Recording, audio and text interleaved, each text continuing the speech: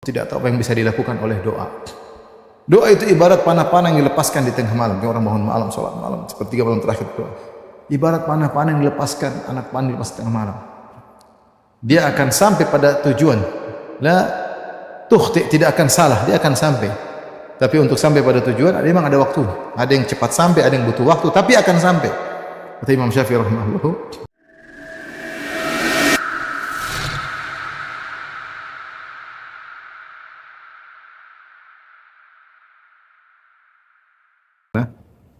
Pada kesempatan kali kita akan mengangkat topik yang menarik, yaitu tentang dahsyatnya doa. Ya.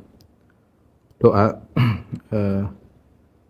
dahsyat dari beberapa sisi, di antaranya doa adalah ibadah yang teragung.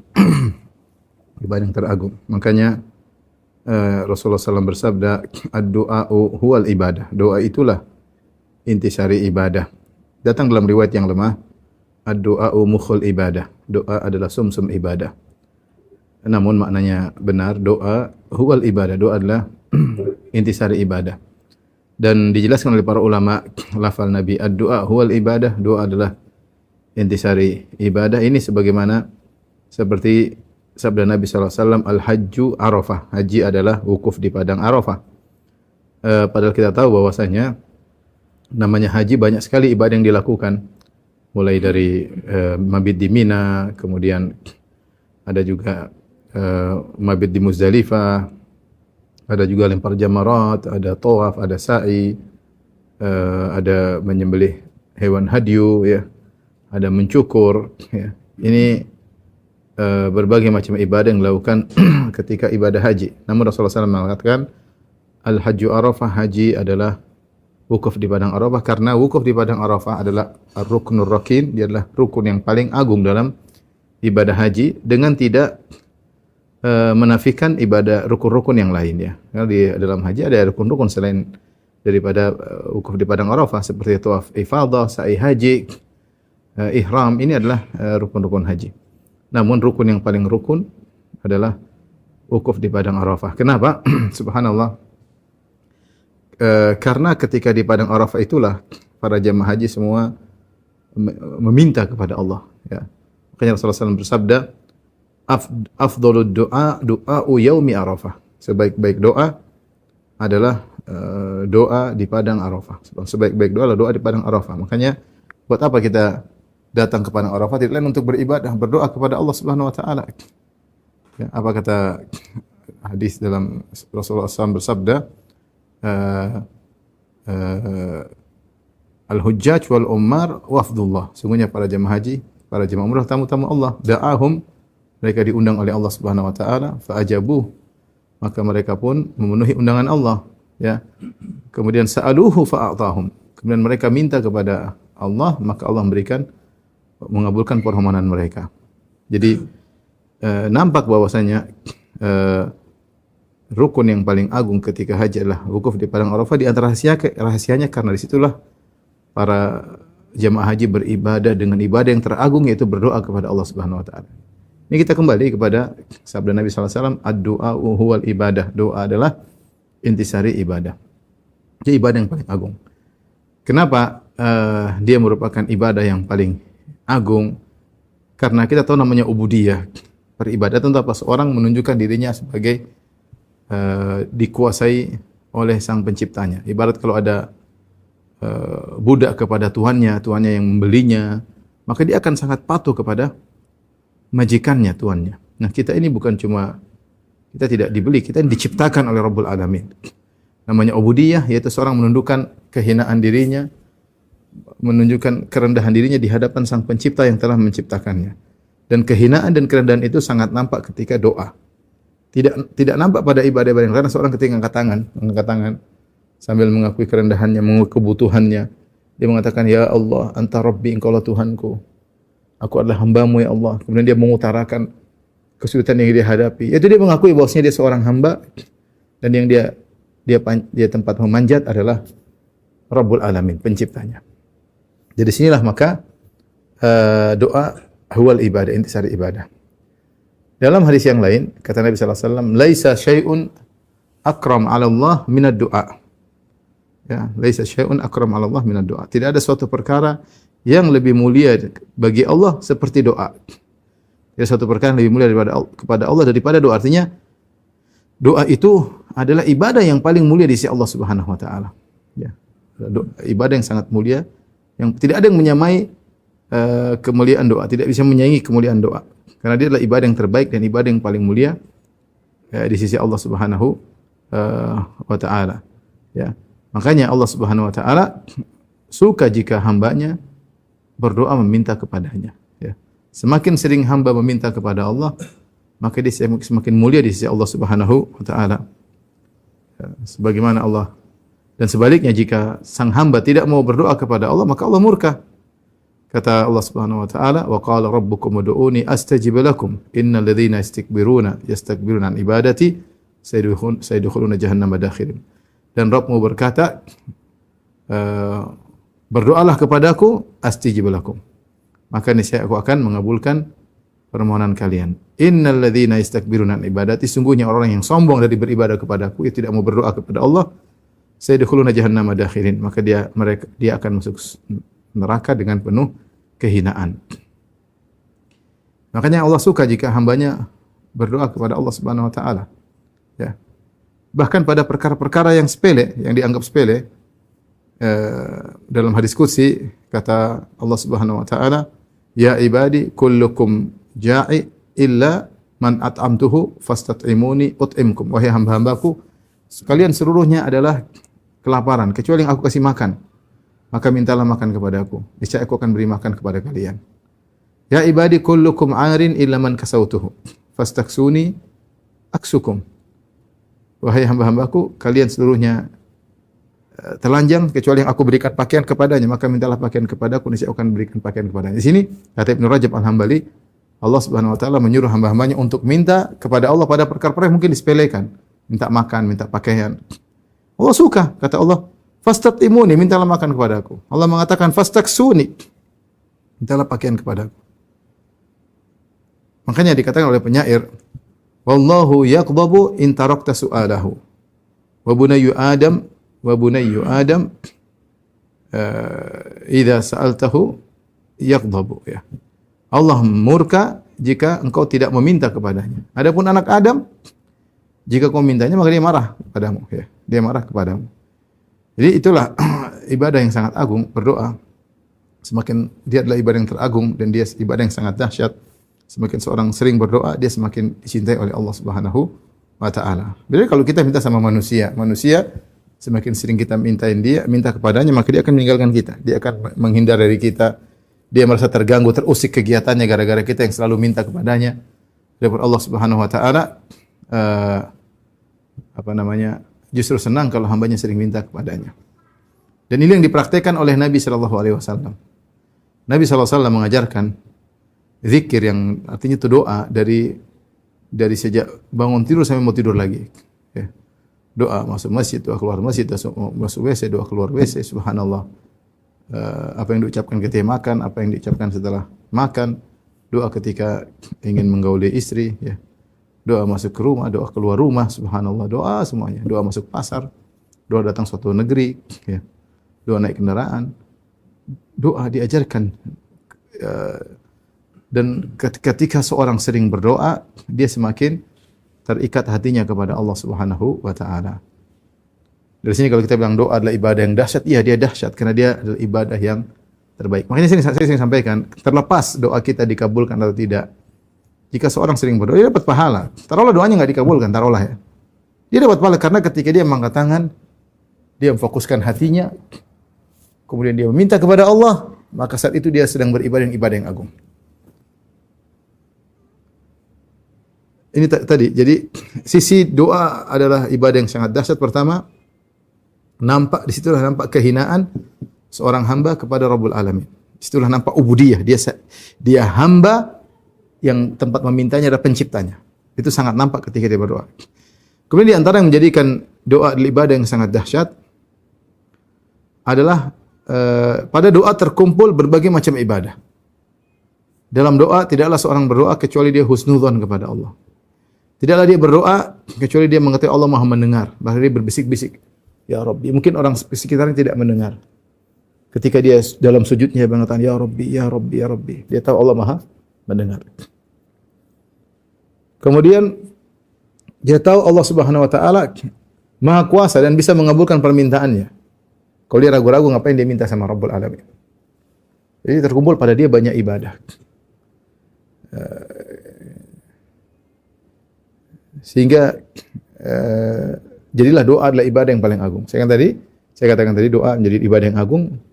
Selain menampakkan ubudiyah seorang hamba, ternyata doa juga mengumpulkan banyak ibadah. Minimal tadi mengakui Allah Maha Kuasa. Innallaha ala kulli syai'in qadir. Idza arada syai'an innama amruhu idza arada syai'an yaqulu lahu kun fayakun. Sungguhnya Allah itu perkaranya kalau ingin sesuatu hanya mengucapkan jadi maka jadilah. Dan dia kemudian mengakui juga bahwasanya Allah Subhanahu wa taala Maha mendengar permohonannya. Iznada rabbahu nidaan khafiyah, ketika dia menyeru Rabbnya dengan suara yang lirih, tapi dia tahu Allah Maha mendengar. Kemudian dia tahu bahwasanya Allah, dia husnuzan kepada Allah, bahwasanya Allah akan mengabulkan permohonannya. Kalau dia tidak husnuzan, ngapain dia minta kepada Allah Subhanahu wa taala? Kemudian dia ada ibadah tawakal, dia tawakal kepada Allah Subhanahu wa taala. Dengan tawakal tersebut ya, makanya dia berdoa kepada Allah. Kalau dia tidak bertawakal kepada Allah, ngapain dia berdoa kepada Allah Subhanahu wa taala? Tapi di antara dahsyatnya ibadah doa adalah doa yang teragung. Di antara dahsyatnya doa adalah sebab utama meraih tujuan. Dia sebab utama, senjata pertama untuk meraih tujuan. Makanya Nabi SAW pernah berkata kepada para sahabat, innama tunsaruna bidu'afaikum biikhlasihim wa du'aihim. Subhanallah. Kata Nabi SAW kepada para sahabat, sungguhnya kalian itu dimenangkan atau ditolong oleh Allah karena orang-orang lemah di antara kalian. Kenapa? Orang lemah ini ngapain? Bidu'aihim wa ikhlasihim. Karena mereka ikhlas dan mereka berdoa. Rasulullah jelaskan bahwasanya para sahabat menang dalam pertemuan-pertemuan karena orang-orang miskin, orang-orang lemah, orang sakit, orang lemah yang mereka tulus dalam berdoa, mereka ikhlas dalam berdoa, sehingga akhirnya doa itu merupakan sebab kemenangan diraih oleh kaum muslimin. Ya. Ini kenyataan ikhwan, betapa banyak ya. Saya ketemu dengan beberapa orang ketika disebut si fulan pengusaha yang sukses, ternyata di balik kesuksesannya dia punya anak yatim yang dia ayomi, dia punya panti mungkin asuhan yang dia ayomi. Subhanallah. Bisa jadi ini orang-orang lemah ini yang mendoakan dia, yang tulus mendoakan dia. Karena orang-orang yang lemah, doa mereka lebih tulus daripada orang yang memiliki dunia. Ya. Karena mereka, kenapa lebih tulus? Karena hati mereka bersih dari, ya tidak ada keterikatan dunia. Karena orang punya dunia, mikir inilah, mikir perusahaan, mikir pegawai, mikir THR, mikir saingan bisnis, banyak pikiran. Orang miskin sederhana, yang penting dia makan, selesai urusannya. Sehingga hati mereka lebih fokus ketika berdoa, dan mereka jauh dari kesombongan. Karena kita tahu doa semakin jauh dari kesombongan semakin mudah dikabulkan. Makanya Rasulullah SAW mengatakan dalam hadisnya, aqrabu ma yakunul abdu min rabbih wa huwa sajid. Kondisi seorang paling dekat dengan Rabbnya ketika dia sedang sujud. Dan itu yang paling dekat. Makanya fa'aksiru fid doa, maka banyaklah berdoa ketika sedang sujud. Karena seorang hamba sangat dekat dengan Allah ketika sujud. Kenapa? Dia sedang merendahkan dirinya. Dia sedang meletakkan kepalanya yang merupakan bagian termulia dari tubuhnya, diletakkan di tanah, kemudian dia mengatakan subhana rabbiyal a'la. Masya Allah yang maha tinggi. Maka disitulah doanya sangat mudah dikabulkan. Maka orang yang lemah ini, mereka jauh dari kesombongan, mereka jauh dari keangkuhan. Apa yang mereka angkuhkan, apa yang mau mereka sombongkan, apa yang mereka mau angkuhkan, sementara mereka tidak punya apa-apa. Mungkin mereka kelaparan, mungkin mereka sakit, mungkin mereka mengalami penderitaan. Subhanallah, ini ternyata sebab seorang menjadikan kemenangan diraih oleh kaum muslimin dengan sebab doa mereka ini, ikhlas mereka ini. Oleh karenanya saya katakan tadi, saya dapati beberapa orang sukses ya. Di balik kesuksesan mereka, di antara sebabnya adalah mereka perhatian sama orang-orang miskin, orang susah. Mereka punya panti asuhan, mereka punya anak-anak yatim, ada sebagian yang mengayomi para janda, ada yang membayarkan orang miskin sekolah. Bisa jadi karena doa-doa mereka itulah akhirnya usaha dia menjadi sukses, jabatan dia menjadi sukses misalnya. Oleh karenanya doa adalah dahsyat, dia merupakan senjata pertama untuk meraih kesuksesan, ya. Senjata yang kalau kita bilang apa ya? Paling cepat dalam meraih keberhasilan. Karena semuanya tinggal Allah bilang kun fayakun. Kita minta jadi. Jika Allah berkehendak sesuatu, Dia hanya mengatakan kun fayakun, jadi maka jadi. Kan kita minta agar Allah bilang kun pada apa yang kita inginkan. Jadi seorang mengalami permasalahan yang panjang, berbelit-belit, ternyata hanya selesai dalam waktu 5 menit. Dia setelah sholat malam, kemudian dia menangis, angkat tangan, dia minta kepada Allah, kemudian selesai urusannya. 5 menit. Makanya dia senjata paling hebat dan senjata paling cepat dalam meraih keberhasilan. Doa. Doa ini benar-benar dahsyat. Doa ini benar-benar apa? Benar-benar hebat. Ya. Sementara sebagian orang menjadikan doa adalah senjata terakhir. Kalau sudah nggak bisa, baru mereka berdoa kepada Allah. Salah, doa adalah yang pertama dan yang paling utama. Dan ini disadari oleh para nabi. Mereka menjadikan doa adalah senjata utama. Allah mengkisahkan bagaimana para anbiya, para nabi meminta kepada Allah Subhanahu wa taala. Karena mereka juga makhluk. Mereka tidak bisa kun fayakun. Yang bisa kun fayakun hanyalah Allah Subhanahu wa taala. Allah sebutkan beberapa nabi-nabi yang mengalami penderitaan seperti Nabi Ayub. Wa ayyuba idz nada rabbahu anni massani ad-durr wa anta arhamur rahimin. Dan Ayub ya, ketika dia berdoa kepada Rabbnya, anni massani ad-durr, ya Rabbku, aku mengalami penderitaan, sakit. Dan Engkau adalah arhamur rahimin, sebaik-baik Maha Penyayang. Fastajabna lahu, maka kami kabulkanlah doanya, subhanallah. Wa Zakaria idz nada rabbahu Rabbi la tadharni fardan wa anta khairul warithin. Fastajabna lahu. Ketika Zakaria yang tidak punya anak, dia berdoa, ya Rabbku, jangan kau biarkan aku sendirian. Kami pun kabulkan doanya, maka jadilah dia punya anak. Dalam ayat yang lain Allah sebutkan, dzikru rahmati rabbika abadahu Zakaria idz nada rabbahu nidaan khafiyya qala rabbi inni wahana al-'azmu minni washta'ala ar-ra'su shayba wa lam akun bi du'aika rabbi shaqiyya wa inni khiftu al-mawaliya min wara'i wa kanat imra'ati aqira fahab li min ladunka waliyya. Ketika disebutkan tentang kasih sayang Allah kepada Zakaria alaihissalam ketika dia berdoa kepada Rabbnya dengan nidaan khafiyah. Tidak perlu dia teriak-teriak. Karena Allah Maha mendengar. Iznada rabbahu nidaan khafiyah. Dengan suara yang lirih. Sedang seperti kita sedang berbicara dengan dua orang dekat dengan seorang dekat dengan kita, bicara berdua. Ada suara kita keluarkan dengan lirih tanpa perlu teriak-teriak.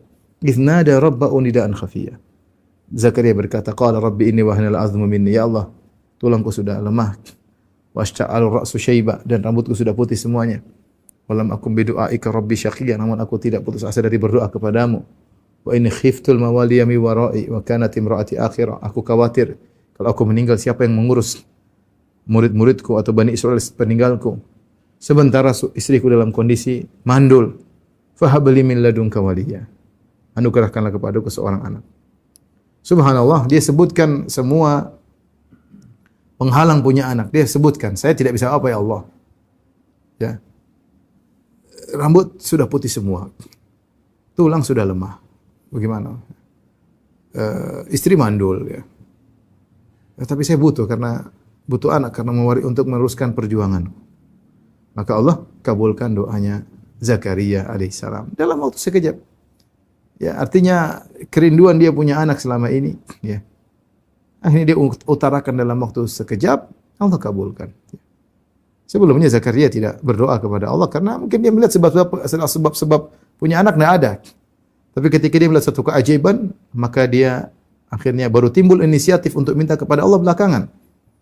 Ya, kapan? Ketika dia masuk, kata Allah, kullama dakhala 'alaiha Zakaria al-mihrab wajada 'indaha rizqa qala ya Maryam anna laki hadha qala huwa min 'indillah innallaha yarzuqu man yasha'u bighairi hisab.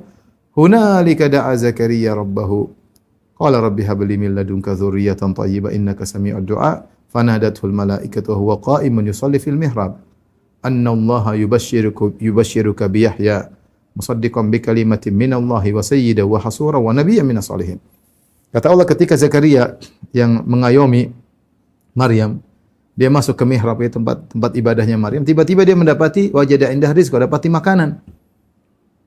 Dan makanan tersebut makanan menakjubkan. Kenapa? Karena makanan tersebut menakjubkan dari dua sisi.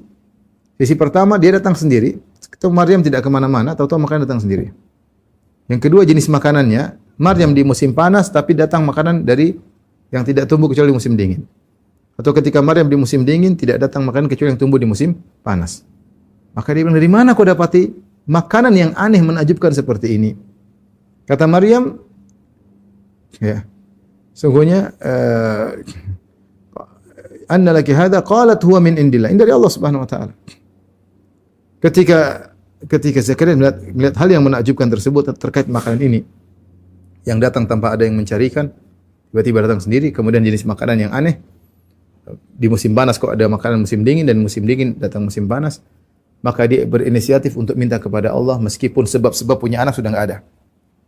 Sebab punya anak dia sudah tua, kemudian istrinya mandul. Maka di situ Allah berkata, "Hunalika da'a Zakaria." Maka di situlah Zakaria berdoa kepada Allah Subhanahu wa taala. "Rabbi hab li min ladunka dzurriyyatan thayyibah." Ya Allah, anugerahkan kepadaku keturunan yang baik. Innaka sami'ud du'a. Sungguhnya Engkau Maha mengabulkan doa. Sami itu Maha mendengar, dan konsekuensinya Maha mengabulkan doa. Maka Allah kabulkan, fanadatul malaikatu wa qa'imus shalli. Ketika Zakaria sedang salat, tiba-tiba datang malaikat mengabarkan, "Annallaha yubashshiruka bi Yahya." Allah memberi kabar gembira kepada dengan seorang anak namanya Yahya. Jadi perjalanan panjang yang dialami oleh Zakaria, berusaha punya anak tapi sebab-sebab punya anak tidak ada, tiba-tiba dia punya ide karena melihat keajaiban, Allah kabulkan. Makanya ketika Allah kabulkan, anna yakunu li gulamun, dia sendiri bertanya ketika Allah kabulkan, ya Allah, kok saya bisa punya anak?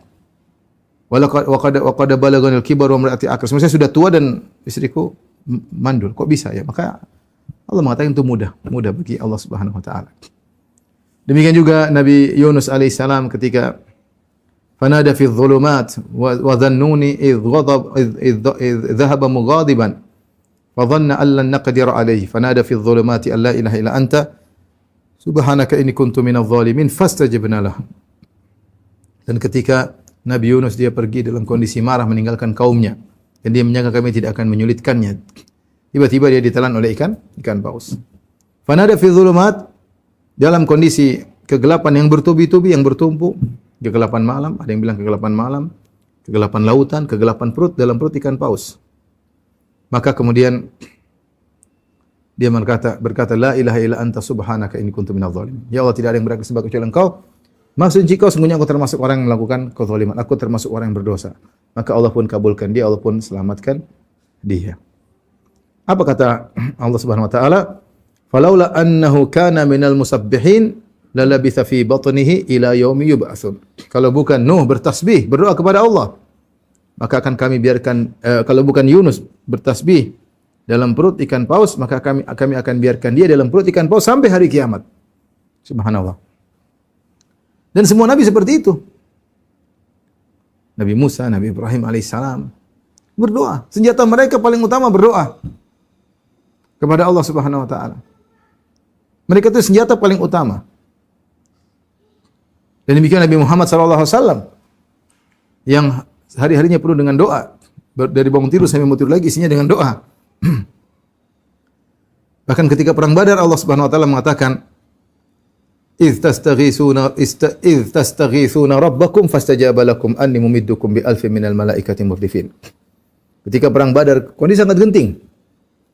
Kaum muslimin 315 atau 319, kaum musyrikin sekitar 1000. Maka di malam hari para sahabat tidur. Kata Ali bin Abi Thalib, tidak seorang pun dari kami kecuali tidur illa Rasulullah sallallahu alaihi wasallam. Kecuali Rasulullah sallallahu salat di bawah sebuah pohon. Beliau tidak tidur sampai pagi, berdoa kepada Allah. Senjata satu-satunya yang bisa menyelamatkan mereka adalah Allah Subhanahu wa taala. Kemudian apakah Rasulullah SAW berhenti berdoa di malam hari? Jawaban tidak. Ketika perang hari, di siang hari ketika perang, para sahabat bangunkan arish buat Nabi. Arish itu semacam kemah kecil tapi bukan kemah, dibuat dari tiang-tiang, kemudian mungkin ada pelepah korma seperti kemah-kemah kecil untuk bernaung bagi pemimpin pasukan, untuk isyraf, untuk mengawasi, untuk memberi arahan dari tempat tersebut. Maka Nabi SAW masuk dalam arish bersama Abu Bakar, kemudian Nabi SAW mengatakan berdoa. Yang Allah abadikan dengan berkata, "Idz tastaghitsuna rabbakum." Nabi angkat tangan kedua tangannya. Nabi mengatakan, "Allahumma anjiz wa'dak. Allahumma intahlik hadhil asaba falan tu'bad." Ya Allah, penuhi janjimu ya Allah. Kalau kami binasa ya Allah, kau tidak akan diibadahi. Rasul angkat tangan terus. Sampai saking angkat tangannya tinggi, sampai selendang beliau jatuh, rida beliau jatuh. Abu Bakar menamai Nabi berdoa. Abu Bakar setelah berdoa, Abu Bakar ambil kain rida, dia letakkan di pundak Nabi. Dia berkata, "Ba'dha munashadatika ya Rasulullah, fa innahu anjaza wa'dak." Kata Abu Bakar, "Cukuplah wahai Rasulullah sebagian doamu, sungguhnya Allah akan memenuhi permohonanmu." Tapi Nabi terus angkat tangan. Kenapa? Karena Nabi tahu senjata paling utama adalah berdoa kepada Allah Subhanahu wa taala. Inilah ikhwan yang dirahmati Allah Subhanahu wa taala, ya, ikhwan dan akhwat Bapak dan Ibu yang dirahmati Allah Subhanahu wa taala.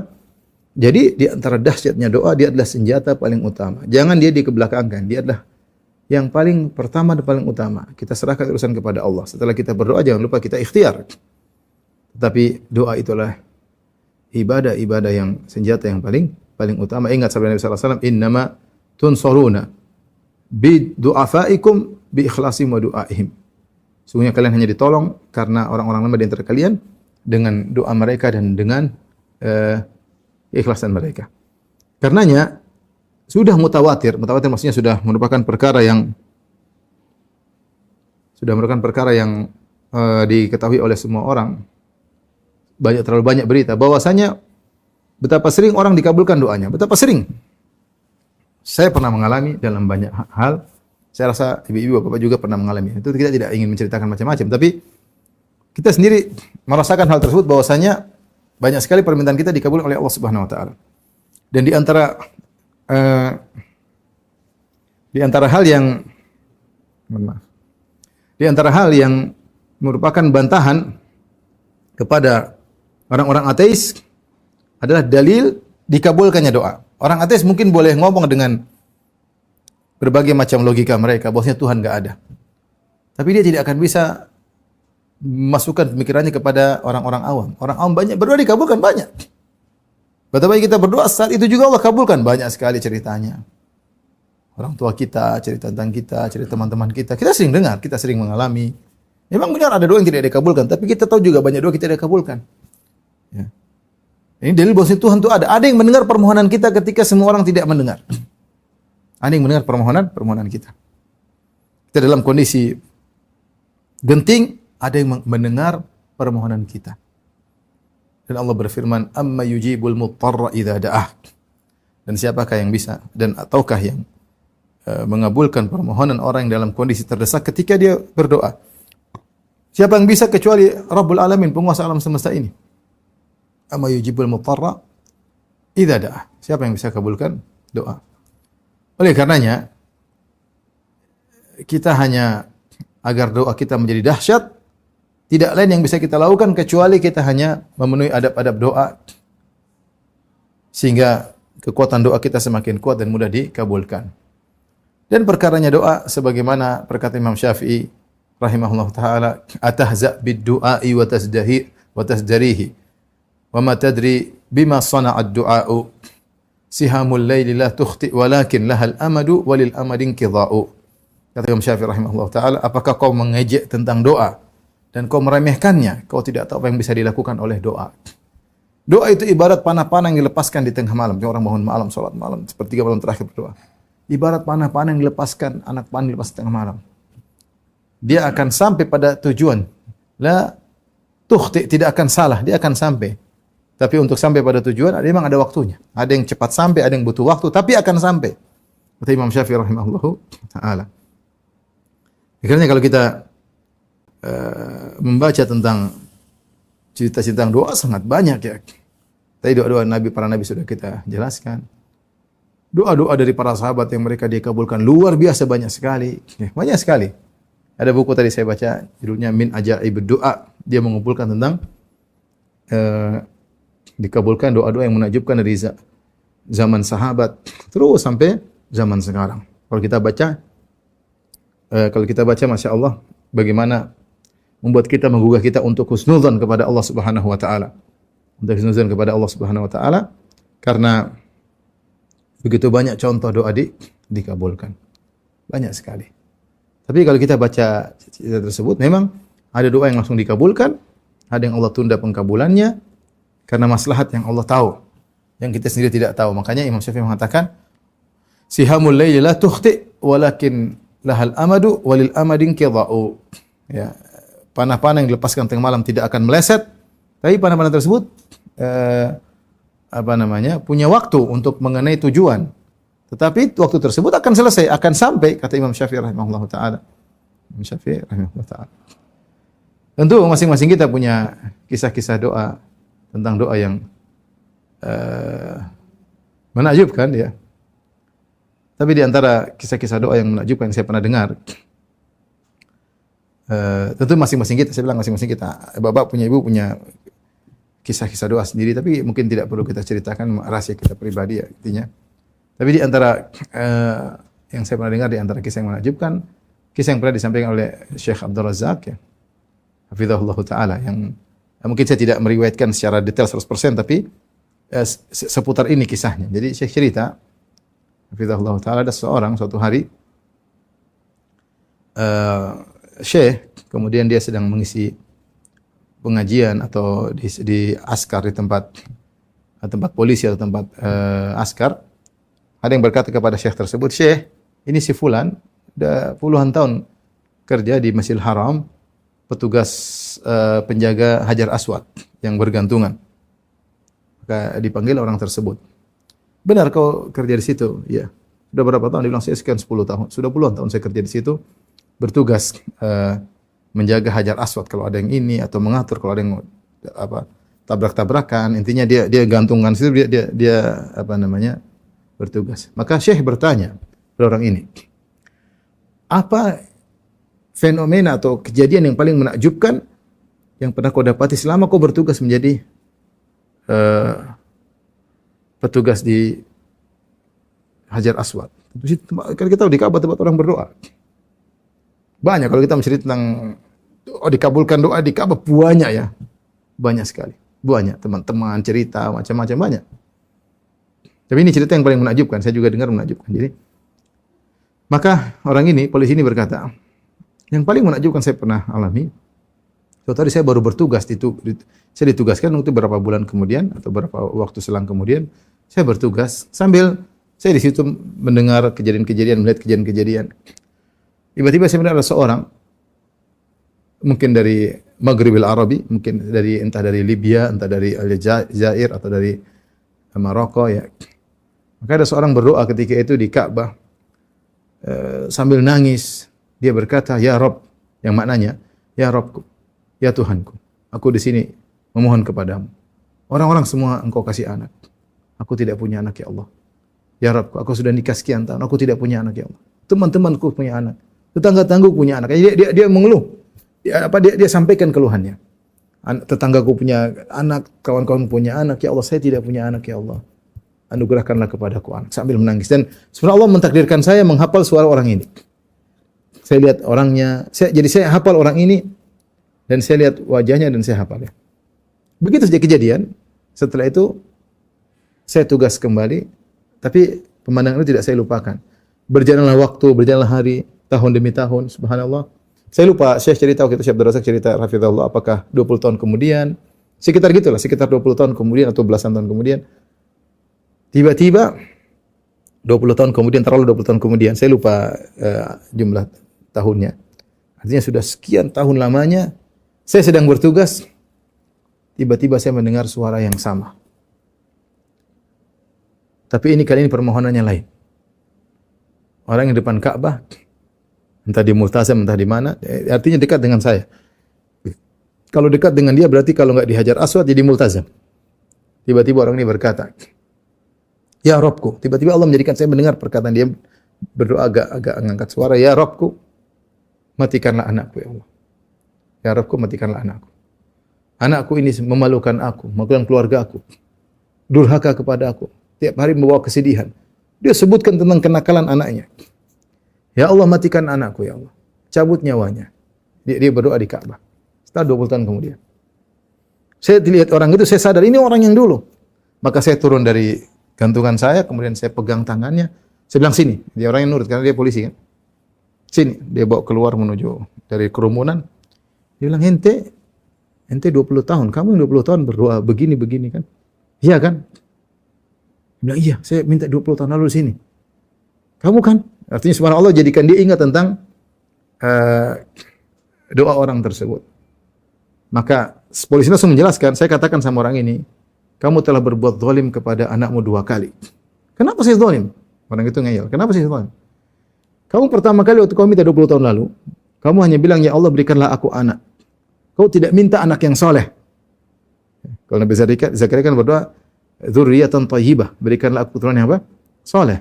Nabi Ibrahim mengatakan, Rabbi ja'alni muqima sholati min dzurriyyati. Ya Allah jadikanlah aku penegak salat dan keturunanku penegak salat. Kau ketika minta anak, kau hanya bilang semua orang punya anak, saya tidak punya anak, berikanlah aku anak. Kau tidak minta anak yang soleh. Kau telah zalim kepada anakmu. Harusnya kau minta anak yang soleh. Ini yang pertama. Yang kedua, kenapa kau tidak berdoa, ya Allah berilah hidayah kepada anakku? Kau zalim lagi sama dia. Kepala kau bilang cabut nyawanya. 2 kali kau zalim sama anakmu. Subhanallah, orang ini terperanjat. Ini polisi nasihati dia. Nah sini berdoa lagi. Dibawalah anak orang itu orang dibawa menuju ke multazam lagi. Dia berdoa. Subhanallah, dia berdoa, ya Allah, berdoa. Sampai nangis-nangis berdoa. Kemudian sudah. Begitu saya cerita. Tahun kemudian, orang dari Maghribil Arabi ini, entah dari Jazair atau Libya, saya lupa daerahnya, entah Jazair atau Libya atau Maroko, datang lagi, entah umroh, entah haji, datang lagi setahun kemudian. Datang membawa seorang anak muda yang kelihatan sudah multazim, sudah hijrah, kalau bahasa kita sudah hijrah. Kemudian dia mencari saya, waktu saya lagi tidak tugas. Maka dia cari ke tempat polisi, saya ingin tahu si Fulan bin Fulan, saya ingin ketemu dia. Oh, itu kamu dia, saya kenal dia kenal saya. Akhirnya ketemu, yang menakjubkan di sini.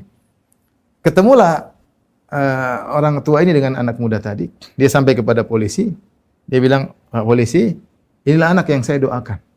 Subhanallah, anak jadi penurut, jadi baik. Maka polisi ini bertanya. Dia tanya sama anaknya. Dia tanya, maaf, kamu gimana ceritanya dapat hidayah? Maka anak itu cerita. Bilang suatu hari, dia sebutkan entah asar atau maghrib, saya lupa ya, Syekh itu cerita. Entah dia mendengar dikumandangkan azan. Tiba-tiba dia tadinya malas, tiba-tiba dia berubah. Tiba-tiba dia pengen ke masjid. Kalau tidak salah asar, kalau salah. Artinya salah satu sholat.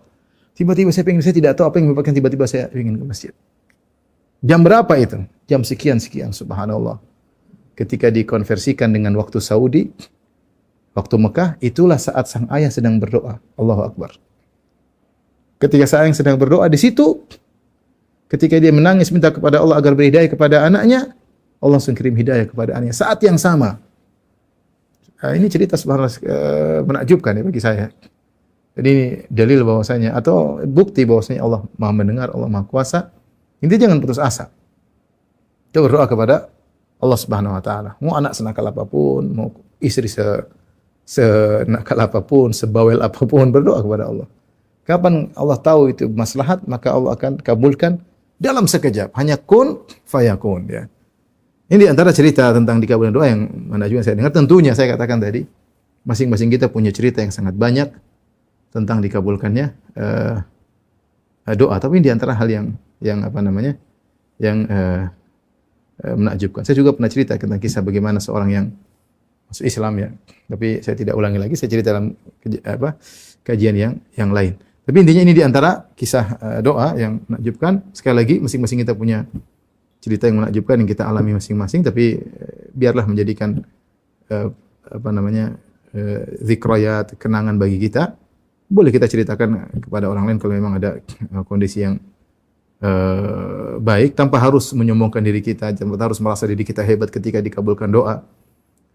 Tentunya semua karena rahmat Allah dan karena kebaikan Allah Subhanahu wa taala. Ini mungkin ikhwan dan akhwat yang dirahmati Allah Subhanahu wa taala sedikit yang disampaikan. Oleh karenanya masalahnya bukan masalah doa dikabul atau tidak, tapi masalahnya kita sudah memenuhi, ketika doa kita memenuhi syarat-syarat ibadah doa kita atau tidak. Karena doa itu adalah ibadah. Ketika kita beribadah, hendaknya kita beribadah dengan baik. Ibadah yang baik itu artinya kita memenuhi adab-adab doa, husnuzan kepada Allah, tawakal kepada Allah, mengakui kelemahan kita, kita nggak bisa apa-apa.